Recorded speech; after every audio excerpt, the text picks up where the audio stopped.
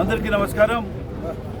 ఈరోజు గుంటకల్ పట్టణం నందు పుణ్యక్షేత్రం కలిగినటువంటి మసానాయి దర్గా స్వామి 3 రోజుల వరకు ఉత్సవాలు జరుగుతుంది. ఆ సందర్భంగా ఈరోజు నేను రావడం జరిగింది. ఇది గత 391 సంవత్సరాల నుంచి ఈ స్వామి ఆ రోజు వెలిసిన స్వామి, ఒక చరిత్ర కలిగిన స్వామి. ఎంతోమంది భక్తాదులు ఇతర రాష్ట్రాల నుంచి ఆయన ఆశీర్వాదం కోసం ఈ పుణ్యక్షేత్రానికి రావడం జరిగింది. భక్తాదులు ఎంతోమంది ఉన్నారు.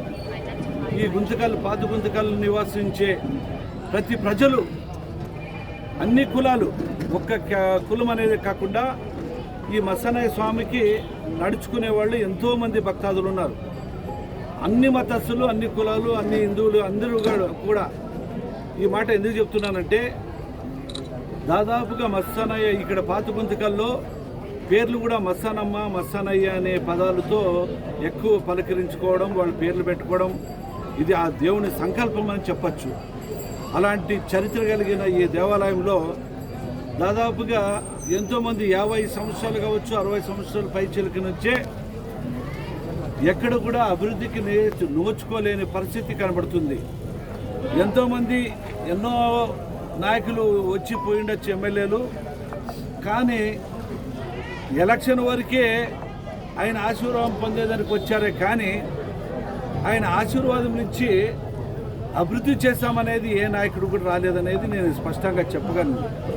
ఎందుకంటే ఇప్పుడు నేను ఈ గుంటకల్ నియోజకవర్గానికి ఎమ్మెల్యే అభ్యర్థిగా వచ్చేటప్పుడు, అది కూడా నేను చిన్నతనము, నా ఊరు గుమ్మనూరు అయినా కూడా, నా పుట్టిన ఊరు నక్కందొడ్డి అయినా కూడా నేను చిన్నతనము నుంచి చూస్తున్నాను. ఆ చిన్నతనము నుంచి ఈరోజు ఎంతోమంది భక్తాదులు పల్లెల నుంచి వచ్చి రాత్రిపూట్ల వచ్చి దర్గా ఆయన ఆశీర్వాదం పొంది ఆ ఉత్సవాల్లో పాల్గొనడం నేను చిన్నతనంలోనే గమనించడం జరిగింది. ఆ రోజు నీ చిన్నతనంలో అంటే దాదాపుగా ఇప్పుడు 50 సంవత్సరాల పైచిలకైంది.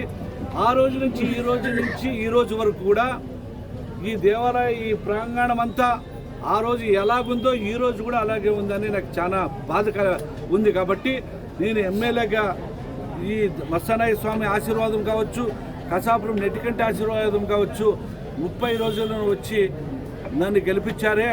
ఈ స్వామి వారి ఆశీర్వాదం, ఆ నెట్టికంటి స్వామి వారి ఆశీర్వాదం, ఈ ప్రజల ఆశీర్వాదంతో 30 రోజులు గెలిచానంటే వీళ్ళ ఆశీర్వాదం అని నేను చెప్పగలను. అలాంటి ఆశీర్వాదం పొందిన దేవతలకి నేను సహకారం చేయాలా, అభివృద్ధి చేయాలనే ఒక మంచి దృఢ సంకల్పంతో ఈరోజు సంవత్సరం అవుతుంది దాదాపుగా. కసాపురం నెట్టికంటి ఆంజనేయ స్వామి వారి దేవస్థానము శ్రీశైలం కావచ్చు, ఇతర దేవస్థానాలకి పోటీ పడుతూ ఈరోజు అభివృద్ధి బాటలో నడుస్తుంది. దానికి భాగంగా నేను ప్రచారం చేసేటప్పుడు, కొన్ని విషయాలు మాట్లాడేటప్పుడు నేను చెప్పడం జరిగింది. ఈ దర్గైన మస్తానాయి స్వామి సాక్షిగా, మన ఆంజనేయ స్వామి సాక్షిగా నేను ఏమీ తప్పు చేయలేదు అని చెప్పిన తర్వాత ఈ మస్తానాయి స్వామి అనుగ్రహించి ఈరోజు, ఆ రోజు నేను ఏం చెప్పానో అది మనసులో పెట్టుకొని, ఇలాంటి వ్యక్తి అయితేనే ఈ గుంటకల్ నియోజకవర్గం అభివృద్ధి చెందుతుందని నేను గెలిపించిన దాఖలాలు ఈ దేవుళ్ళకే ఉంది అని చెప్పేసి నేను స్పష్టంగా చెప్పగలను. దాని భాగంగా ఈరోజు నేను చూస్తున్నాను, దాదాపుగా మన ఇంజనీర్తో కూడా నేను ఎస్టిమేషన్ వేయడం జరిగింది. ఆ రోజు వచ్చినప్పుడు కూడా చెప్పిన, ఈ ఉండి డబ్బులు ఎంతోమంది ఇక్కడ వక్ఫ్ బోర్డు ఇన్స్పెక్టర్ కూడా ఉన్నాడు. ఆ రోజుల్లో నేను ఫైట్ చేసిన సంవత్సరం క్రితం, ఈ వక్ఫ్ బోర్డు డబ్బులన్నీ మీరు ఏం చేస్తున్నారు, ఇక్కడ ఉండి డబ్బులన్నీ ఏం చేస్తున్నారు అంటే, మేము డిపాజిట్ చేసినాము, మా వక్ఫ్ బోర్డులో ఉంది అని చెప్పడం జరిగింది. ఈరోజు నేను వాళ్ళు కనుక్కున్నా, నాకు లిస్ట్ కూడా తెచ్చినారు. దాదాపుగా 1,70,00,000 బ్యాంకులో ఉందని నాకు ప్రూఫ్తో సహా తెచ్చారు. అది కూడా మరి డెవలప్మెంట్ 60 లక్షలు డెవలప్మెంట్ ఫండ్ సపరేట్గా ఉందని చెప్పడం జరిగింది. అది కాకుండా మొన్న వక్ఫ్ బోర్డు చైర్మన్ ఫోన్ చేయడం జరిగింది. అన్న, ఇది చాలా అన్యకృతం అయిపోయి ఎవరో డబ్బులు ఏదో ఇచ్చేసుకుంటారంటే మీ ఇన్స్పెక్టర్ పంపించండి నేను మాట్లాడతానని చెప్పడం జరిగింది. అయినా ఆయనతో కూడా ఇదే చెప్పా, మీరు డబ్బులు ఒక్కబోటి డబ్బులు తీసుకుపోతున్నారు కదా, ఏం అభివృద్ధి చేస్తున్నారంటే నీకు ఏం అభివృద్ధి కావాలని అడగడం జరిగింది. నువ్వు ఏం అభివృద్ధి చేస్తావో నాకు తెలియదు, కానీ నాకు దాదాపుగా 2 కోట్లు అంటే ఇప్పుడు ఈరోజు ఎస్టిమేషన్ ప్రకారం అయితే 4 కోట్ల రూపాయలు అయితే సరిపోతుందని చెప్పడం జరిగింది. 4 కోట్లు ఏ విధంగా అంటే గర్భగుడి 2.5 కోట్ల రూపాయలు, పక్కన చుట్టూ ఉన్న ప్రహార గోడ కావచ్చు, అభివృద్ధి కావచ్చు, అది 1.5 కోటి, అంటే దాదాపుగా 4 కోట్ల పైచలతోనే అభివృద్ధి అవుతుంది అని చెప్పడం జరిగింది. నేను ఒక బోర్డు వాళ్ళకి చైర్మన్కి ఒకటే చెప్పినాను, నువ్వు దాదాపు ఇన్ని సంవత్సరాల నుంచి డబ్బు తీసుకుపోతున్నావు కదా, మాకు 2.5 కోట్లు మీ ఒక బోర్డు నుంచి పంపించడం జరిగిందంటే, లేదు మా ఫండ్ అంతా మేము స్కూల్ పిల్లోళ్ళకి చదువులు నేర్పించేదానికి మేము వినియోగించుకుంటామంటే నేను ఒకటే మాట చెప్పినాను, స్కూళ్ళు చదివించుకునేదానికి వాళ్ళ తండ్రులు ఉండొచ్చు, కాబట్టి ప్రభుత్వాలు ఉండొచ్చు, కేంద్ర ప్రభుత్వం ఉంది, వాళ్ళు చదువులు నేర్పిస్తారు. కానీ ఈ గుడి చెందిన డబ్బులు, గుడి అభివృద్ధి అయితే ఇంకా లక్షలాది వచ్చి భక్తాదులు వస్తారు, అప్పుడు ఇంకా అభివృద్ధి అవుతుంది కదా.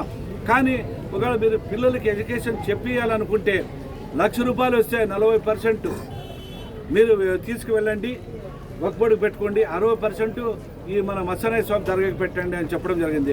నేను 60-40 అనే పదాన్ని ఇప్పుడున్న అపోజిషన్ ఉన్న పార్టీ వాళ్ళు, నేను ఏదో 60% డబ్బులు నేను లంచం అడిగినాను అనే విధంగా ప్రాపగండం చేసి ఎన్నో రకరకాలుగా, అది అంటే చెప్పాలంటే రాష్ట్రం అంతా మొత్తం హైలైట్ అయిపోయింది. హైలైట్ అయ్యే కారణం కూడా గుమ్మనూరు జయరాం ఏం మాట్లాడినా అది వైరలే. రాష్ట్రంలో ఏ పార్టీకి అయినా ఏదైనా గుమ్మనూరు జయరాం వైరలే. ఆ వైరల్ అయింది, అది నాకు నేనే అనుకుంటున్నాను, నా మంచి కోసమే వైరల్ అయింది. గుమ్మనూరు జయరాంని ఎప్పుడైనా కానీ మర్చిపోకూడదు, జనాల్లో ఉండాలనే దానికి హైలైట్ అయింది. హైలైట్ కూడా చాలా మంది స్పష్టంగా చూసినారు. అది 40% అనే పదాన్ని నేను ఇక్కడ ఉన్న దీనికి డెవలప్మెంట్ అని చెప్తే దాన్ని బీప్ సౌండ్ ఇచ్చి, లేదు 60% ఆయనే తీసుకునేదానికని చెప్పి ఈ వైఎస్ఆర్ కాంగ్రెస్ పార్టీ వాళ్ళు కొంతమంది కుళ్ళ కుతంత్రాలకి ఈ రకంగా నేను ప్రాపగండం చేశారు. అది ఏమో కానీ మత పెద్దలు కూడా వాళ్ళందరికీ నేను ధన్యవాదాలు తెలుపుకుంటున్నా. వాళ్ళందరూ కూడా చెప్పారు, ఆయన డబ్బులకు ఆశించలేదు, ఈ మత్స్యనాయ స్వామి అభివృద్ధికి చెప్పడం జరిగింది, కానీ మీరు ఆ వక్రంగా మాట్లాడేది మంచిది కాదని చెప్పడం జరిగింది. అదేవిధంగా హై ఛానల్ ఆయన బ్రహ్మాండంగా వాళ్ళకి బుద్ధి వచ్చే విధంగా వాళ్ళ ఛాలెంజ్ కూడా విసిరడం జరిగింది. హై న్యూస్ వాళ్ళు ఆ పెద్ద ఆయన మాట్లాడడం ఎంత అద్భుతంగా మాట్లాడంటే, కాదయ్యా మీకు ఏమన్నా సిగ్గు శరము మానవత్వం ఏదైనా ఉంటే, ఆయన ఎన్నో సంవత్సరాల నుంచి ఎంతోమంది ఎమ్మెల్యేలు పోయినా అభివృద్ధి చేకూరింది, నేను వచ్చి ముందుకు వచ్చి చేస్తానని చెప్పడం 60% 40% పదాన్ని మీరు ఏదో రకంగా చెప్పడం అది బాగలేదు. మీకేమన్నా బుద్ధి జ్ఞానం ఉండి అదేవిధంగా మీరు నాతో డిబేట్లో రండి, ఛాలెంజ్ నేను ముందు నేనే ఎమ్మెల్యే పరంగా, ఆయన ఎమ్మెల్యే నాకు ఎవరనేది, ఆయన నేను ఎవరనేది ఆయన కూడా తెలీదు, అయినా కూడా ఆయన పరంగా నేను ఈరోజు ముస్లిం వంశస్థుడుగా నేను చెప్పడం జరిగింది, మీరు రాండి డిబేట్ పెట్టుకుందామా అని ఆయన ఛాలెంజ్ కూడా ఇస్తున్నాడు. ఆయన ఛాలెంజ్కి నేను కూడా మద్దతు ఇస్తున్నా. ఏమాత్రమే మీ ఖలీజా మీకేమన్నా నేను మరి భాష మాట్లాడితే మరి హైలైట్ అవుతుంది, అన్నలో ఏంటో వద్దులే హైలైట్ అవుతుంది.